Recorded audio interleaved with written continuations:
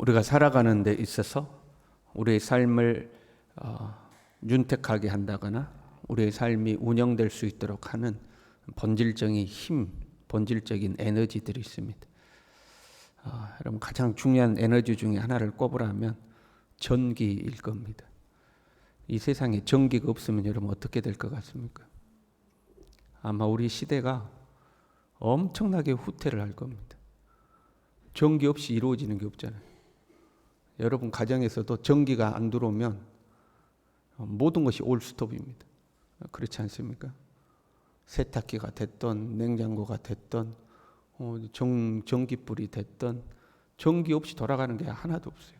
핸드폰이 됐든 뭐가 됐든 우리 사회에 있어서 정말 중요한 에너지 중에 하나는 전기 에너지죠. 자동차로 보자면요, 자동차의 본질적인 힘의 원천은 엔진에가 있죠. 그 엔진을 움직이게 하는 힘은 이제 석유잖아요. 엔진에서 이 폭발이 없으면 자동차를 아무리 멋들어지게 만들었어도 자동차가 움직이지를 않죠. 자동차가 움직이는 본질적 힘이 어디에서 나오느냐? 엔진의 그 폭발력에서 나온다, 이렇게 보는 거죠. 그런데 지금 또 시대가 변해서 전기 자동차로 다 바뀌고 있죠. 어찌됐든 무언가를 움직여가는 본질적인 힘이 있는 거죠. 그럼 우리가 사람이니까 나의 삶을 움직이는 본질적 힘이 무엇인가 하는 거죠. 우리가 다른 사람에게 인정을 받고 칭찬을 받는 것, 이런 것들은 우리의 삶에 활력을 줍니다. 한 개인이 개인으로서의 삶을 힘차게 살아가는 데는 다른 사람의 칭찬과 존중이 굉장히 중요해요. 내 목표를 실현하고 내 목표를 실현함으로 다른 사람들에게 칭찬과 존중을 받는 것, 상당히 한 개인으로 하여금 자신의 삶을 보람있게 살 수 있는 그 힘을 공급해 주죠. 그러나 그것보다 더 중요한 것은요, 대부분의 사람들에게 힘들게 살기도 하고 고생하기도 하고 어려운 일을 겪기도 하는데 그것들을 막 견뎌내기도 하고 하는 사람들에게 왜 현재의 삶을 그렇게 극복해 가고 계십니까? 라고 물어보면 대부분이 가족 때문이라고 이야기합니다. 저는 극한직업이라는 그 프로를 좋아하는데 그 어려운 환경에서 일하는 사람들에게 꼭 물어보거든요. PD가 왜 그렇게 일하시냐고. 그러면 다 열이면 열 가족 때문이라고 이야기합니다. 가족이 있어서 가족과 함께 먹고 살라고. 이 고난을 이겨내는 그 힘이 어디에서 오느냐? 가족이라는 거죠. 가족이 있다는 것은 사랑하는 사람이 있다는 걸 말하는 거죠. 굳이 가족을 이루지 않았다 할지라도 사랑하는 사람이 있으면 그 사랑하는 사람이 삶의 힘이 된다는 거죠. 사람들은 사랑을 힘으로 삼을 때가 많이 있는 거죠. 삶을 깊이 성찰하지 않는 사람들은 육적이고 본능적인 것들을 자기의 힘으로 삼을 때가 많이 있습니다. 그것이 자기의 삶의 원동력이라고 생각하는 거죠. 가령 돈이 나의 삶을 움직이는 원동력이다. 또는 그 돈으로 말미암아 얻을 수 있는 쾌락, 즐거움, 그걸 자기의 삶의 원동력으로 사는 거죠. 이런 사람들은 자기 힘과 능력으로 산다고 생각하기가 쉽습니다. 가족 하면은 어떻게 해야 되나? 내 가족이 있기 때문에 내가 힘을 냅니다. 내 가족 때문에 내가 이걸 이겨낼 수 있습니다. 이렇게 이야기하잖아요. 그런데 쾌락과 이 부를 쫓는 사람, 그것이 자기의 힘이라고 생각하는 사람들은 자기 능력으로 부를 얻었다고 생각하는 거예요. 자기 힘으로 사람 내 능력으로 사는 거지, 이렇게 생각하기가 쉬워지는 거죠. 오늘 본문은 5번째 환상인데 순금대와 이제 그 등잔대 옆에 있는 두 감람나무에 대한 환상입니다. 환상의 내용이래요. 순금 등잔대가 있고 그 위에는 기름 그릇이 있고 그 기름 그릇 위에 7 등잔이 있으며 이 7 등잔과 기름 그릇이 관으로 연결되어 있고 그 옆에 감람나무 2 가지가 서 있었다. 이제 이런 내용이죠. 이 7 등잔대는 성소 안에 있는 금촛대를 연상하게 하는 거죠. 금촛대하고 비슷하게 생겼어요. 그러나 조금 다른 점은 성소의 금촛대에 비해서 기름을 강조를 하고 있죠. 금촛대에는 기름 그릇이나 7개의 그 기름의 관이 없는데 이 환상에는 그게 이제 기록되어 있습니다. 그러나 누가 보더라도 성소의 금촛대를 연상케 하는 이제 환상입니다. 이 환상의 뜻이 무엇일까? 여러분, 성경에서 모든 어려운 환상은 성경 안에 해석이 다 돼 있습니다. 그 해석을 엉뚱하게 해서 이단이 되기도 하거든요. 근데 모든 환상은 성경 안에 해석이 돼 있습니다. 이 스가랴가 나는 무슨 말인지 모르겠다 그러니까 천사가 그 해석을 알려주잖아요. 6절에 이렇게 돼 있어요. 여호와께서 스룹바벨에게 하신 말씀이니라. 이 환상은 스룹바벨에게 하신 말씀이다 그런 거죠. 스룹바벨은 이스라엘에게 있어서 정치적 대표입니다. 사역을 책임지고 있는 사람이죠. 하나님과 관계에 있어서 이스라엘의 대표는 여호수아였죠. 환상 중에 여호수아가 하나님 앞에 서 있었지 않습니까? 하나님과의 관계에 있어서는 제사장인 여호수아가 대표입니다. 정치적 대표는 스룹바벨이고, 스룹바벨은 성전을 건축하는 사역을 책임지고 있는 사람입니다. 스룹바벨은 아마 성전을 건축하고 완성해 감에 있어서 또는 이스라엘을 통치하고 다스림에 있어서 힘과 능력이 필요하다고 생각합니다. 성전을 건축하려면 돈이 있어야 되잖아요. 성전을 완성해 가려면 기술이 있어야 되잖아요. 주변 국가가 자꾸 괴롭히니까 안전하고 평안한 가운데 성전을 건축하려면 국방력이 있어야 되잖아요. 그래서 스룹바벨은 항상 그 생각을 했을 거라고요. 그리고 그러한 것에 대한 부족으로 인하여 능력의 한계를 느끼고 있는 거죠. 그 스룹바벨에게 하시는 말씀이라는 거죠. 6절에요. 이는 힘으로 되지 아니하며 능력으로 되지 아니하고 오직 나의 영으로 되느니라. 너는 힘이 없다고 생각하고 능력이 부족하다고 생각하는데 그게 아니라는 거예요. 오직 여호와의 영으로 되는 사역이다 하는 거죠. 7절에요. 큰 산아 네가 무엇이냐 스룹바벨 앞에서 평지가 되리라. 큰 산은 문제거리를 말하는 거예요. 지금 스룹바벨 앞에는 산적해 있는 문제들이 있는 거예요. 작은 문제가 아니고 큰 산과 같은 문제. 근데 그 산과 같은 문제가 평지가 되어버린다. 문제가 해결되는 거죠. 그 다음 말씀에는 그가 머릿돌을 내놓을 때 이렇게 돼 있어요. 머릿돌을 내놓는다 하는 것은 성전이 완공되는 것을 의미합니다. 성전을 완공하고 머릿돌을 이렇게 붙이잖아요. 그러니까 스룹바벨이 큰 산과 같은 장애물을 극복하고 성전을 완공하는데 그것은 힘으로 능으로 되는 것이 아니라 돈이나 권력이나 이런 것들로 되는 것이 아니라 하나님의 영으로 되는 것이다. 하나님의 영으로 완성하는 것이다. 그 말씀을 하고 있는 거죠. 성전을 짓고 성전을 완공하는 그 본질적인 힘이 어디에서 오느냐? 돈 아니다. 권력 아니다.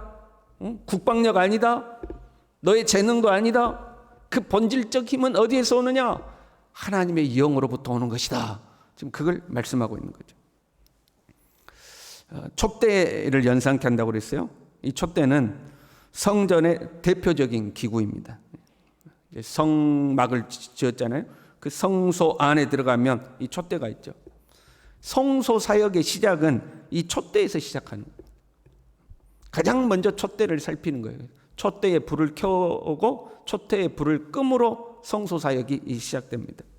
성소 사역의 시작과 끝이 촛대에 있는 거예요.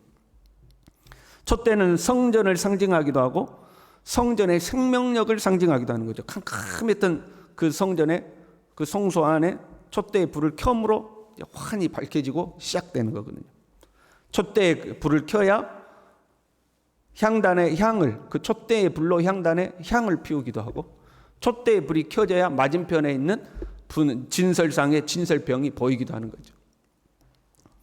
이 촛대가 시작과 끝인 거예요. 그 7 촛대잖아요. 이 7은 무엇인가? 10절에 해석이 되어 있어요. 이 7은 온 세상에 두루다니는 여호와의 눈이라. 온 세상에 두루다니는 여호와의 눈. 온 세상에 두루다니는 여호와의 눈이란 하나님의 영을 의미하는 거예요. 계시록 4장 5절에 보면요. 보좌 앞에 켠 7 등불이 있으니 이는 하나님의 7 영이라. 이렇게 돼요. 하나님의 영을 상징하고 있어요. 그러니까 그 7 등잔대가 무엇이냐? 하나님의 영이다. 그 7 등잔대인 하나님의 영으로 말미암아 성전은 완성되는 것이다 하는 거예요. 성전의 성전됨은 오직 하나님의 영으로 완성된다. 성전을 짓는 것도 성전이 완성되는 것도 성전의 기능을 수행하는 것도 하나님의 영으로 되는 것이다. 건물을 완공했다고 해서 다 되는 거 아니잖아요. 성전을 지어놨으면 성전으로서 기능을 수행해야 되지 않겠어요? 성전이란 영적인 기능을 수행하는 곳이잖아요. 그래서 성령이 없이는, 하나님의 영이 없이는 성전이 지어질 수도 없고 완공될 수도 없고 그 기능을 수행할 수도 없는, 오직 여호와의 영으로 말미암아 되는 것이다 하고 말씀하고 있는 거죠. 오늘날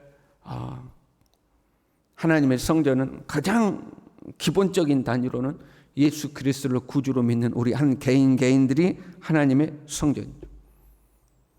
그리고 우리 개인들이 두세 명만 모여도 그 중에 주님이 함께 하시는 하나님의 성전이 또 되는 거죠. 그러니까 우리가 한 개인으로서 하나님 앞에 성전으로 서는 것도 뭘로 되는 것이다? 여호와의 영으로 되는 것이다. 하나님의 영으로만 우리가 하나님 앞에 성전으로 설 수 있는 거죠. 우리가요, 하나님이 우리에게 맡겨주신 어떤 사역을 마치 수룹바벨처럼 힘과 능력으로 감당해야 된다고 생각할 때가 있어요. 그래서 권사님 이것 좀 해주세요, 집사님 이것 좀 해주세요. 그러면 제가 실력이 부족했어요, 능력이 부족했어요. 우리 그렇게 생각할 때 많잖아요. 우리도 실력이 있어야 되고 능력이 있어야 되고, 심지어 어떤 사람은 딱 교회 다니려면 돈이 있어야 되겠더만, 이제 또 이렇게 하죠. 돈이 있어야 돼요. 그렇게 생각하는 거죠. 그런데 하나님의 영으로만 하나님의 일을 할 수 있다는 거죠. 사실 우리의 근본적인 문제는요, 우리가 성령으로 충만하지 않다는 것이 문제예요. 돈이 부족한 게 아니고 실력이 부족한 게 아니고 우리가 성령으로 충만하지 않은 것이 문제죠. 한 개인으로서 교회뿐만 아니라 그 다음 단위의 교회는 뭐예요? 여러분, 가정이. 가정은 교회의 모습이어야 돼요. 그럼 우리 가정의 문제는 뭐가 문제예요? 대부분 돈이 없어서 문제라고 생각해요. 돈 때문에 싸우죠. 부부간에도 돈 때문에 싸우고 부모 자식 간에도 돈 때문에 싸우죠. 돈이 문제라고 생각해요. 그런데 그리스도인의 가정이라면 그 가정이 움직이는 근본적인 힘이 어디에 있다? 하나님께 있다는 거예요. 우리 가정의 근본적인 문제는 무엇이다? 하나님의 영으로 충만하지 않은 것이 문제다는 거예요. 그게 문제인 거죠. 오직 하나님의 영으로만 완성되는 거거든요. 성전에 성전되게 하는 본질적인 힘은 하나님께 있는 거예요. 하나님의 영에 있는 거예요. 하나님의 성전된 우리의 삶의 본질적인 힘도 하나님께 있는 거예요. 다른 것으로 힘을 삼으면 안 되는 거예요. 예수님을 안 믿는 사람은 상관이 없어요. 그러나 예수님을 믿는 우리는 다른 것으로 힘을 삼으면 그 자체가 저주예요. 예레미야 17장 5절에요. 여호와께서 이와 같이 말씀하시니라. 무릇 사람을 믿으며 육신으로 그의 힘을 삼고 마음이 여호와에게서 떠난 그 사람은 저주를 받을 것이라. 그러니까 우리가 하나님으로 힘을 삼지 않고 다른 것으로 힘을 삼는 것 자체가 문제가 되는 거죠. 저와 여러분이 오직 하나님으로 힘을 삼고 여호와의 영으로 충만하기를 바랍니다. 그럼 두 감람나무의 두 가지는 무엇인가? 그것도 해석이 써 있어요. 하나님 앞에 서 있는 기름 부은 자 둘이다, 이렇게 되어 있죠. 온 세상의 주 앞에 서 있는 자니라. 그게 이제 기름 부은 자 둘이라는 거예요. 기름 부은 자는 왕과 제사장과 선지자 중에 있겠죠. 이들이 누구인가? 그것보다 중요한 것은 이들의 역할이 무엇인가예요? 이들은 금등잔대에 기름을 공급하는 역할을 하는 사람들이죠. 그 기름 그릇이 있고 거기에 감람나무 가지가 연결되어 있는 거거든요. 기름은 감람나무에서 나오는 거잖아요. 그 기름 그릇에 기름을 공급하는 역할을 하는 거예요. 그래서 교회는 하나님의 영으로 세워지는데 그 성령의 공급은 하나님이 세운 자, 기름 부은 자를 통하여 이루어진다 하는 거예요. 그 역할을 누가 하죠? 왕과 제사장과 선지자 중에 제사장이 그 역할을 하는 거죠. 그러니까 여러분, 가정에서 대표는 누구라고 그랬어요? 가장이라고 그랬죠. 가장은 무슨 역할을 해야 된다? 제사장 역할을 해야 된다. 그 제사장의 역할은 뭐다? 하나님의 영의 기름 부음을 공급하는 역할을 해야 된다, 이 말이에요. 돈을 공급하는 것, 그것도 중요하죠.